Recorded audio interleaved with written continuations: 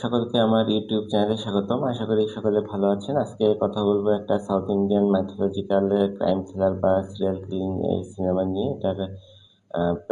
এটার নাম হলো ভূতাত্তাম ভাস্কর নারায়ণার, হিন্দি নাম হলো ডিটেকটিভ ভাস্কর। এটা মেইন চরিত্রে অভিনয় করেছে শিবা কান্দগুরি এবং রাশি সিং। আর যে ডিটেকটিভ ভাস্কর এই চরিত্রে অভিনয় করেছে মূলত শিবা কান্দগুরি নামে যে ছেলেটা, সে মেইন চরিত্রে অভিনয় করেছে।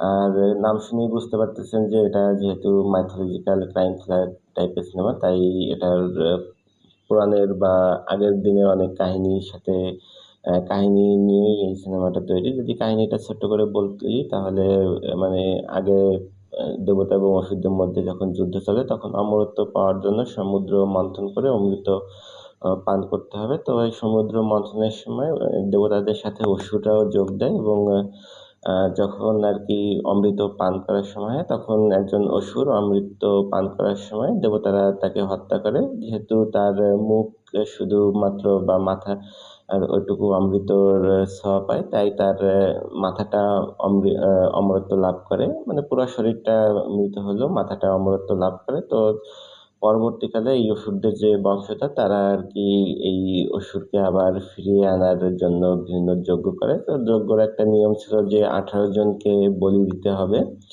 বা বিসর্জন দিতে হবে। তো এবং মেয়ে হতে হবে আর কি।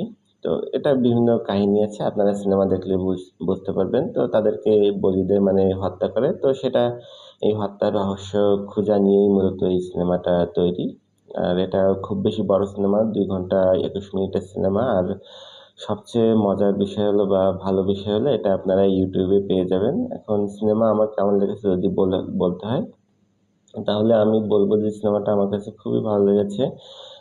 আমি এখন বলতে পারি যে ক্রাইম থ্রিলার টাইপের সিনেমা পরে আমার প্রিয় সিনেমা রাজশাসনের পরেই এই সিনেমাটা এখন আমি বলতে পারবো।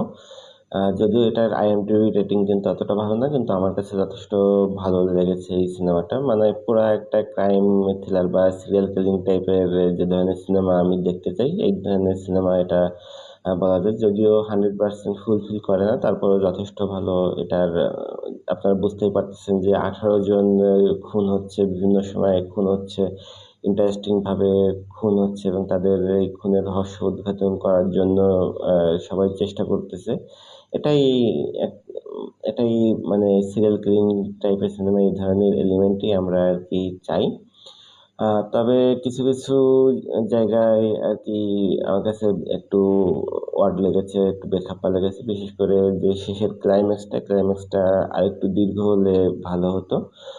মানে শেষের দিকে মনে হচ্ছে যেন একটু তাড়াহুড়ো করে ফেলেছে, সেই জন্যই মনে হয় এটা আইএমডিবি রেটিং অনেক কম। শেষের দিকে না ওরকমভাবে সেই জমজমাটের যে একটা লড়াই বা একটা মনস্তাত্ত্বিক লড়াই সেটা হয়নি। আর কিছু কিছু অভিনেতা অভিনেত্রীদের মানে সাইড অভিনেতা অভিনেত্রীদের অভিনয় একটু ওভার অ্যাক্টিং লেগেছে। এমনকি অনেক সময় নায়ক নায়িকার অভিনয়ে ওভার অ্যাক্টিং লেগেছে আমার কাছে।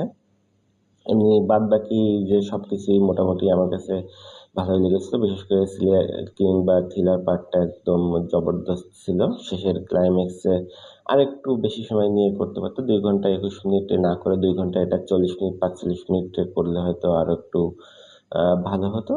যা হোক, তারপরও যতটুকু হয়েছে আমার কাছে বেশ ভালো লেগেছে। আপনারা পরিবার নিয়ে অবশ্যই দেখতে পারবেন। তবে কিছু কিছু মানে যেগুলো থাকে না ডিস্টার্বিং ইমেজ আছে, যেমন মাথা ছাড়া দেহ, এই ধরনের কিছু অনেক সিন আছে আর কি, যেহেতু তাদেরকে বলি দিচ্ছে।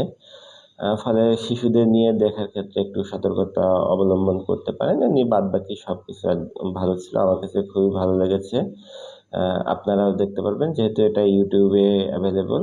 আপনারা ইজিলি ডিটেকটিভ ভাস্কর নামে সার্চ দিলেই এটা পেয়ে যাবেন। আর আমার কাছে যদি জানতে চান, যদিও এটা আইএমডিবি রেটিং 6.1, কিন্তু আমি এই সিনেমাকে 10-এর মধ্যে 8 দিব। আপনারা যদি কেউ এই সিনেমাটা দেখে থাকেন, আপনাদের কাছে কেমন লেগেছে সেটা কমেন্টস জানাতে ভুলবেন না। আর আমার চ্যানেলে নতুন হয়ে থাকলে চ্যানেলটি সাবস্ক্রাইব করলে খুশি হব। ভালো থাকবেন, কথা হবে অন্য কোনো সিনেমা নিয়ে।